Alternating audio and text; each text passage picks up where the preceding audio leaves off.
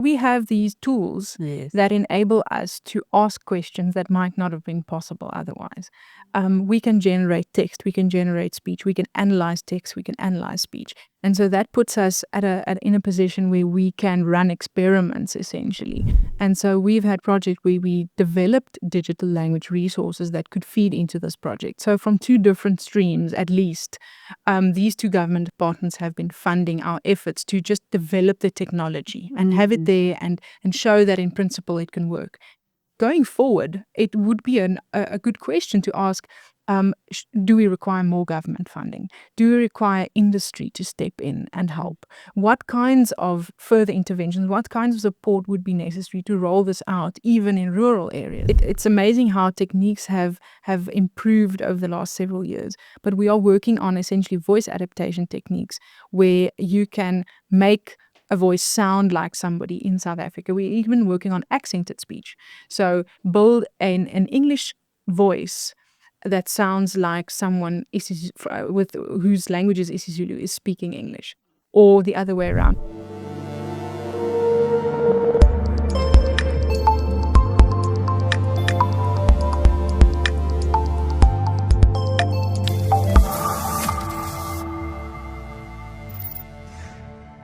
Hello and welcome to ITWeb TV. My name is Ngiyaqonda.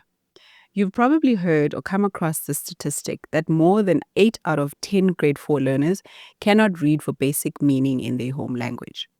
I recently had a somewhat similar experience over the December holidays with my 7-year-old niece. She's in grade 2 though. She asked me to read her a storybook about Ufudo Nomvundla, which is the tortoise and the hare. And every time I'd ask her to read one of the sentences in the book, she'd look at me with confused eyes. Joining me in studio to delve more into this topic is Dr. Lorette Murray, Senior Researcher at the Council for Scientific and Industrial Research, also known as a CSIR.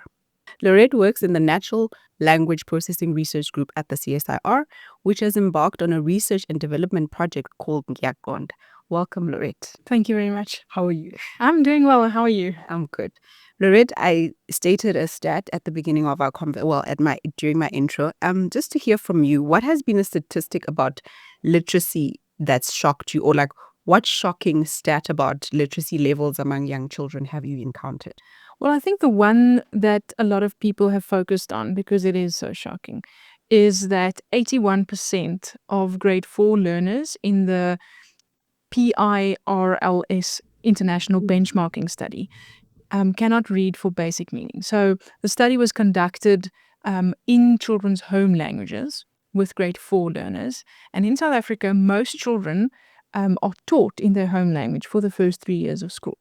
So the study essentially benchmarks South African learners, their reading ability in each of the different languages, official languages of South Africa, the spoken languages. And 81% of our learners did not read or reach the lowest benchmark. That means they cannot answer simple questions about basic facts about the text. And that's in their home language. So I think that's a very shocking statistic. It really focuses the problem. And also one of the things that was disturbing about the statistic of the 2021 study is that it showed a decline from the 2016 study that was conducted. Which is also really concerning. So the problem is essentially getting worse. Yes, although we have to acknowledge that COVID had a big impact on that. So I think the next study will be interesting to see whether the interventions that have been made work. But it's very clear that things have gotten worse from 2016 up to now. Lorette, can you just elaborate on that, how COVID might have had an impact in the stats that we're seeing in this regard? It's difficult to pinpoint exactly, and I think we're probably going to spend years trying to understand that. But just the fact that schooling was disrupted for children at a very, very crucial age seems to have had an impact on this. And the decline, what is I think concerning as well, is the decline was statistically significant for the African languages. So English and Afrikaans children didn't really decline as much, but it's very much the case that those children who speak an African language at home declined more, and it was statistics. So you could pick that up in the numbers essentially. And so it's difficult to pinpoint exactly what the reason is. Obviously, it might have something to do with the socioeconomic realities of children who speak an African language at home, but it is also probably can be ascribed to the fact that the techniques that are used to teach African language literacy have, to some extent, been adapted from English. And the languages are just so different that how you teach literacy for an African language like isiZulu, isiXhosa, just doesn't, it's not the same as learning to read in English. The same techniques might not necessarily work. And with teaching being disrupted, that may just have exacerbated the problem. You would think that if we are speaking, I suppose it's different, right? If we at home speak isiXhosa, which is my home language, that my niece, for example, would be able to grasp it in terms of reading it, or like the literacy part of it would be much better because she's able to hear and she can speak it, but it's now the reading part that becomes the reading and the writing part that become a bit challenging. But it would be, the opposite would be said for English or Afrikaans. Why do you think maybe there's that, there's just that gap that exists there? I think it's a very large and deep topic, and it's still being researched by literacy experts. I think one of the things that people don't necessarily always appreciate is the fact that what we call sounds in a language are obviously have to be represented using characters, and all of our languages basically use the Latin alphabet, A, B, C up to Z. But the sounds, the characters and character combinations represent different sounds. And even the sound patterns in the languages are different than in English. And so, although the English is an interesting language, you almost never pronounce something the way you would think. Whereas the African languages have a relatively consistent way of writing sounds. But this is not necessarily coming out in the teaching of that. So it's called a transparent orthography. It means that the way you write the language is literally the way you would say it. So if this was done right, it would not necessarily have to be the case that children speaking an African language at home struggle. But because English techniques are so different, because English has a really strange orthography. Orthography means how you write the language down. And we all know Wednesday is absolutely not pronounced the way it's written. And so sight words are a big thing in English because you have to just memorize certain things. And so that feeds into how English literacy is taught. And I think a focus on how African languages should be read could really help a lot. I mean, it's not that nothing is being done to this effect, but it just shows that the techniques that have been developed to teach children to read in English just cannot simply be transferred to our languages. And if we want to address that, then whatever solution we find must at least take that into account. Sure. And Lorette, we've also heard how literacy is a big crisis in SA. Is that something to worry about? Like, I'm going to get to what the CSIR is doing to kind of address some of this challenge. Is it just, how big of a problem is it? How big of a problem is it? So it's interesting, this 2021 study also tested grade 6 children. All right. But I think, if I recall correctly, only in English and Afrikaans, because, as you might know, from grade 4 onwards, almost all children either learn in Afrikaans or English, with the majority going on to learn in English. And even at that stage, I think it's about, the statistic goes down a bit to 6 out of 10 grade 6s cannot read for basic meaning in English then. And so, although it's clear that some catching up is happening between grade 4 and grade 6, where teachers are trying to get children up to speed in their English literacy, that takes time away from learning. Instead of learning things about geography and mathematics and history, you have to spend a lot of time helping children just read what's written in front of them. And I mean, just as an example, if you are trying to evaluate a child via maybe a test or something, and you have questions written down, whether the child actually knows the information that is the answer to the question cannot be really gauged if the child cannot understand the question. And so I think that The dropout rate for South African learners is calculated in many different ways, but it is the case that we have a very large dropout rate. And I think that goes directly back to the fact that children are struggling to learn because they cannot read.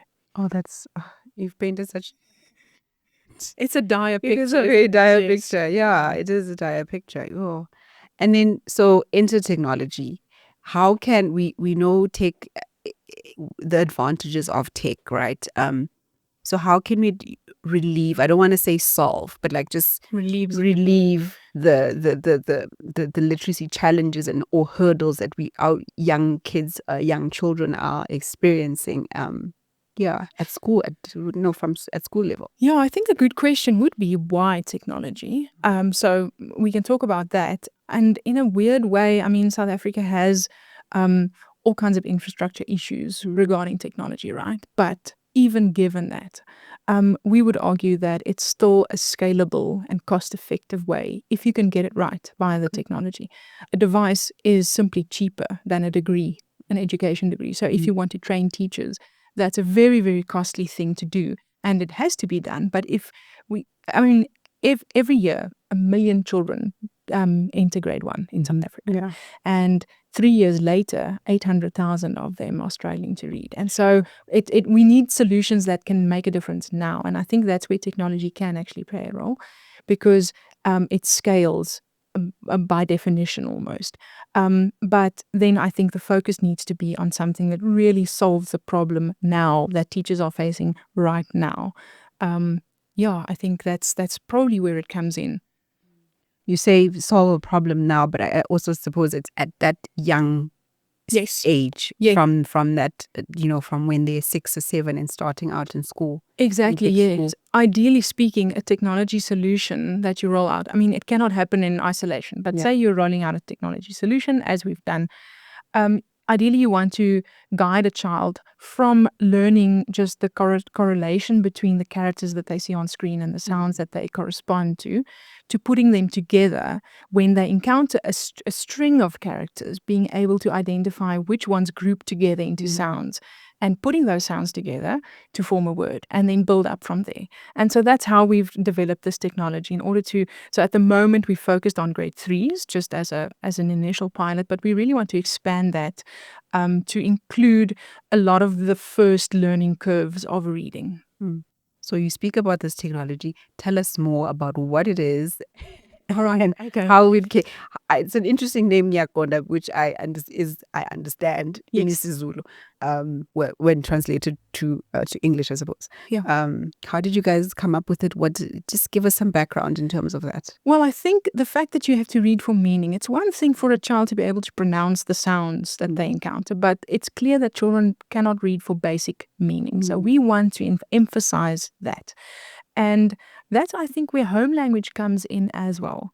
If you know a language and you can speak a language, then you have an oral competency in the language, right? And you have to leverage that essentially to develop a written competency in that language, which is reading and writing. And so our technology, so what we develop is language and speech technology. And the combination of those two kind of fit with this transition from being able to speak a language and hear a language and understand it, to reading and writing a language and understanding what you're doing. So we have technology, we're developing at the CSIR technology for text to speech, which is essentially giving a machine text in any of our languages and having it read it out aloud in a nice way. And technology for hearing speech and interpreting that and understanding what has been done. Specifically in this application, we've developed that as a pronunciation scoring system. So a child is presented with a prompt and they read it, and based on what we would have predicted it should sound like, we can give feedback on whether they've achieved that or not. And we've also got the ability to generate texts that are suitable for children. And so we put all of these things together. We've got these technologies that we might call back-end technologies, and we've integrated that into a proof of concept Android application. So in the end, a child physically is sitting with a tablet and they are interacting on a screen with elements that are speech technology and text technology, essentially interacting with aspects of spoken and written language to help them cross that bridge from being able to speak and understand a language, which in most cases is the home language, to being able to read and write the home language. So you mentioned that the start is grade 3. So you guys have started with grade 3s, right? We've piloted. Yes, yeah. Okay. So we try to focus on the grade 3s. The reason for that is partly because it's kind of their last chance before they have to go and learn in English often. So we've piloted with grade 3s, but we intend to expand that, younger and older. And we've had some success, I should think. We've piloted in 2 schools, in Mamelodi and in Soweto. And it was really important for us to make sure that this technology actually can enter a classroom and not disrupt learning, but actually facilitate learning. So in which languages have you piloted at these specific schools? At those 2 schools mainly, so the one school is a Sepedi speaking school and the one school is an isiZulu speaking school. So we've piloted with grade 3s who speak that language at home. But the application is multilingual. So we've also tried to introduce English reading and writing in the lesson plans that we've developed for these pilots. So it was a Sepedi pilot and an isiZulu pilot, with both sets of children having to acquire some English literacy as well before they go to grade 4. Okay. When did the pilot start? How long has it been going? So we are nearing the end of a 3-year project, and we've been piloting essentially for 2 years. We started our pilots at the Zulu school in 2023. And we included the Sepedi school in 2024. So we've run a few pilots at those schools. So we've gotten some feedback from the teachers, which we are now incorporating in our path going forward. What is the path going forward? Where do you guys envision? Well, so the first thing I think on everybody's mind is, okay, well, you've done Sepedi and isiZulu. We've also managed to include Afrikaans and English as well. So we've got 4 languages covered out of the 11 spoken languages, official languages. But we need to include them all in the end. And so we really want to expand to all of the languages. We are targeting a few new ones, hopefully, very soon. So essentially, this project has come to an end. It was funded by the Department for Sport, Arts and Culture. And so hopefully we can take this forward in some way to include all of the languages in South Africa within the next few years. Because, of course, it's important to reach all the children in South Africa. And we have the Constitution mandates that we treat our languages equitably. And so that's really the reason why we have to do this. And if you've started with 2 schools, and I suppose you would also want to, what have been what have been the success metrics that you've used, or, how are teachers saying it's improved learners, results or test scores, or how are you guys measuring that? So our first pilots have very much focused on the teacher's experience of the application. Okay. And it's been positive. So we're really glad about that. And of course, the teacher's experience is really a reflection of the children's experience as well. So does it work in a classroom? And is the teacher, at least anecdotally, experiencing that the children are learning something? And we've gotten really positive feedback regarding that. One of the things that we not necessarily anticipated, but are really glad about, is that, well, maybe we should have anticipated this. Technology is highly customizable to the user. Just the fact that a child is sitting with their own tablet, with earphones, listening to things and working at their own pace, has the teachers have essentially said that this really helps them concentrate, focus on what they are learning, and almost take responsibility, some ownership of their learning journey. And that is very encouraging. And we've also seen anecdotally that the specific way of interacting with reading and writing and listening and so on has a specific way of helping children who might otherwise struggle in a classroom. There was one example of a child who was struggling to write. And the teacher, because she could see how the child was progressing using the application, was able to determine that it's really his writing grip that's the problem. Oh, wow. And not his ability to construct the right sentences, which is very fascinating. So then the intervention for that child changes from, oh, you can't write, to, oh, we need to help you with your pencil grip. one child, the teacher was able to essentially kick off a process of helping that child with hearing problems, because she found that when she was talking in class, generally the interaction of the child was different than with the application. And she used her intuitions and her knowledge and experience to essentially determine that this child might have hearing problems. And so it's been almost, I would say, there's even a diagnostic that's been happening. Elements to it. Yes, because it's a different mode of learning, and that has helped teachers. And this is really, I think, we're very excited about this, because it shows that a different way of approaching the problem could really make a difference. So that's some of it. Also, of course, the teachers have said, yes, the children are certainly learning something. We can see the difference. And so we also hope to really measure that in some more like rigorous scientific ways going forward. But at least for now, we have the teachers' word that they are enjoying using the application. The children are certainly learning, and we just want to take that forward. And Lorette, how many, like in a classroom, because I would, in a classroom, to get us an understanding of how many tablets would you need for all of the children in the class? Because I suppose we know there's a history of, particularly in previously disadvantaged schools, is that there's more children in the classroom than the teacher can actually accommodate. So I suppose if you have this tool, this device for them, then the teacher is able to pinpoint certain things that, oh, this is the reason that the little child is not able to write. It's because not necessarily they're not understanding what to do, but it's the grasping of the pencil or the pen. Yeah, it's interesting that you say that. So we've been piloting with 10 tablets at a school, and that's just a simple cost thing. We would have wanted to pilot with thousands of tablets. But in order to prove the concept, we started off with 10 tablets per class, and we had the teachers rotate the usage of the tablets. And what that meant was, in the reading period of the morning, 10 children would go to one end of the classroom and sit at their desks and use the application. And that means that the 20 other children who are left in the classroom get a little bit more interaction with the teacher. And so it's been interesting to see how that works, literally physically works. The teachers have been able to incorporate these tablets into their regular routines, kind of as a consequence of the fact that we only had 10 tablets to give them. But these are all questions that we could pursue further if we were able to continue with this work. So I suppose you would want to continue with this work. Like it's absolutely, because it seems like it is a crucial step into addressing the challenge that we face, as we have, stated. In how do you think that can come about or can happen? So we've been very fortunate. The Department of Sport, Arts and Culture has a national language service, and essentially they are the custodians of the languages in the country.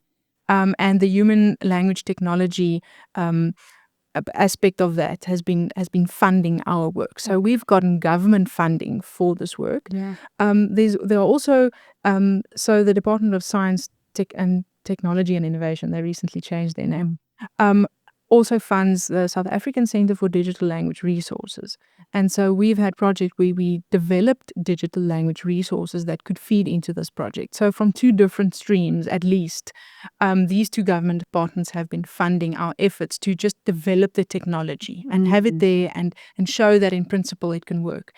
Going forward, it would be a good question to ask, do we require more government funding? Do we require industry to step in and help? What kinds of further interventions, what kinds of support would be necessary to roll this out, even in rural areas? So, of course, at the moment, the app relies on an internet connection, but that's not everywhere in the country. So, who needs to, it needs to happen. Who's willing to be part of this kind of solution crafting, essentially. And I think that's really a wide net. Yeah, no. And I suppose also it would be beneficial for the Department of Basic Education as well to kind of get involved, because it's... Yes, I suppose that would be a next step. So we haven't approached them because their mandate is not to fund technology development, right? Language technology development. But we So they would, I think, if they are interested in this kind of technology, whether it's ours or whether it's there are many other people also working in language technology in South Africa. So I think they would be an obvious next step. But I think there's also more to the story than just relying on government funding. So yeah, I think it's a society problem, and it requires society answers essentially. So the pilot, Lorette, was focusing on isiZulu and Sepedi, right? Yes. Because I had a question in terms of which of the languages was the most difficult. Did the learners have did you find that learners grapple with the most? Is that a fair question?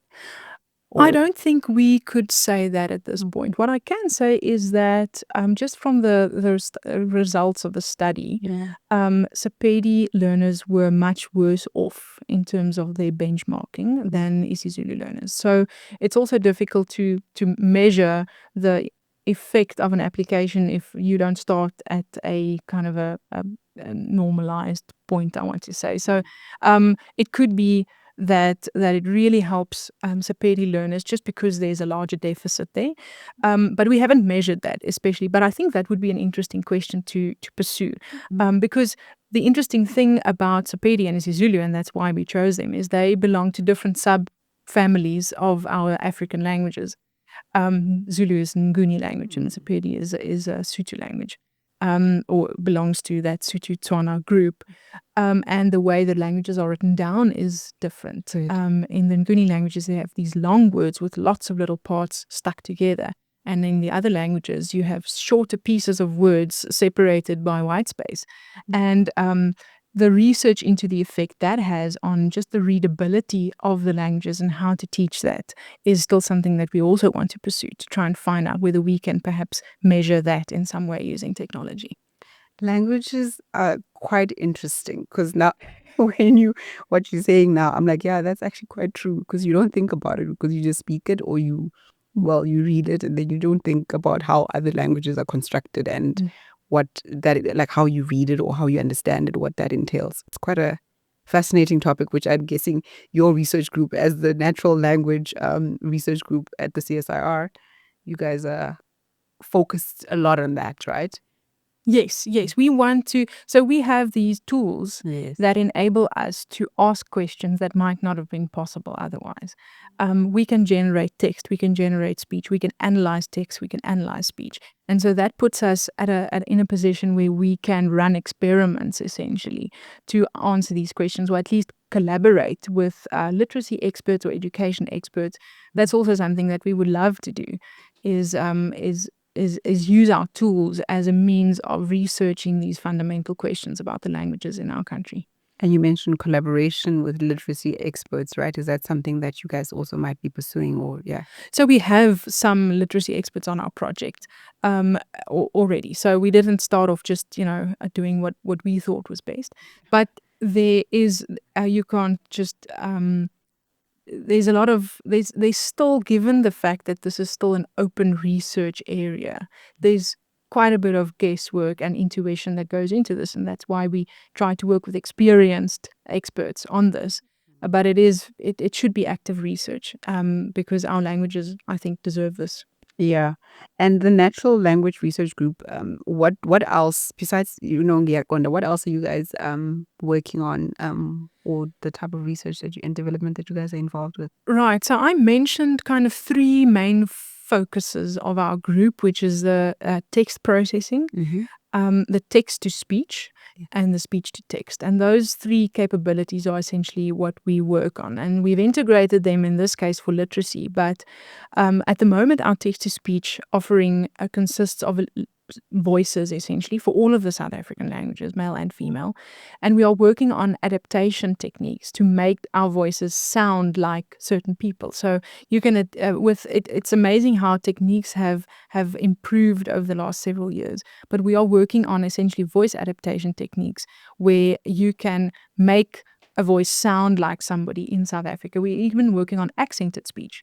So build an English voice that sounds like someone with whose language is isiZulu is speaking English. or the other way around. And that has all kinds of interesting possibilities for branding and for customizing technology to the user. So that's what we were working from. And we have a commercial offering for these text-to-speech voices. It's called Qfluency, and it is licensable already. Okay. And then in terms of speech recognition, our focus is on domain-specific recognition. So it's relatively challenging to have just speech and convert it to text in our languages, because our languages don't have as many resources. Literally not as much data is available for our languages as for other languages such as English. And so our focus is on tuning our models that can do the speech recognition in our languages to specific use cases, in order to, so in this case, it was for the literacy use case and children's voices, but in principle, that could be any domain that somebody wants speech recognition for our languages in. And we're seeing there's a lot of buzz around generative AI and how it can assist. I suppose the other argument would be about language, because some of these tools and solutions are not available in the languages that people will understand. So that it creates another further divide. It's not, we're not democratizing the whole access to these tools because they're not available. They wouldn't be available in a specific language. Or to a native speaker of a specific language. What are you guys like, how are you incorporating or looking into how that can work and incorporating actually into the work that you guys are doing? Yeah. So it's still ongoing research, but you are right that it needs to happen for our languages, and that is a focus of our research group. Lots of people work on English. I mean, the whole world is working on English. And we want to extend those capabilities for our languages. Like you mentioned, essentially access to information is really important. Medical information, if you think about farmers needing access to agricultural information, there's so much that needs to be done for our languages to make sure that people who speak them do not have to learn a language like English in order to go about their life, essentially. That's so interesting. That's a nice way of putting it. Yeah, really, because if you need something, why would you need to learn it in another language that will it's more added stress on you? Or for me to be able to use this, I need to speak it or understand this language. Whereas in your home language, it would probably be much easier for you. Wow. No, Lorette, just to share from your side in terms of, looking to the future, what are some of the short-term goals that you guys as the research group have identified that you would like to work on? Just if you can share with our viewers what we can look forward to from the CSIR's research group in terms of natural language, the natural language processing research group. Yes, so I think we have kind of two kinds of things that we want to do. The one is developing the basic resources and tools and models that are general purpose, on top of which we want to build applications of those. And in terms of our literacy project, we want to, like I said, extend this to other languages, and we want to look at language learning. So that's another part of this. If you are interacting with a language and you have a bilingual application, essentially, we've even found that there's some use in learning an African language. So we want to extend the way we apply our technologies, and we also want to build out the quality of the underlying resources in all of our languages. So it's really about trying to find opportunities where our technology can make a difference, and then zoom in on that. As parting words, what would you like to say to the audience and to anyone who might be watching this interview? I think I would like to say that if you are a young person watching, or if you know a young person, I would encourage people to get interested in language technology. We need capacity. We need people who are interested in languages and interested in turning technology into solutions in our languages. And so study languages, study computer science or engineering, study the things that can make a difference in this very important aspect of our national identity. Thank you, Lorette. That was very interesting conversation around languages. Thank you. It's a pleasure. That was Dr. Lorette Murray. She is a senior researcher at the CSIR. For more on these videos, please click here.